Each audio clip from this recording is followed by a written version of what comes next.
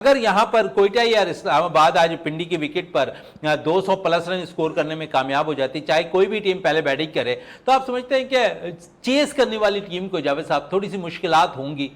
बिल्कुल मुश्किलात होंगी नहीं, बल्कि मुश्किलात बिल्कुल डेफिनेट होगी। आपको पता है हमारी पीएसएल में जहां भी 200 प्लस रन लगे हैं और जो टीम चेस पे जाती है उससे बहुत ज़्यादा मुश्किलात हैं। यहाँ सिर्फ एक मैच है जो पहला मैच हुआ था कराची और मुल्तान सुल्तान का, जहां चेस हुए थे। उसके बाद 200 रन 200 प्लस रन किसी टीम ने भी चेस नहीं किए।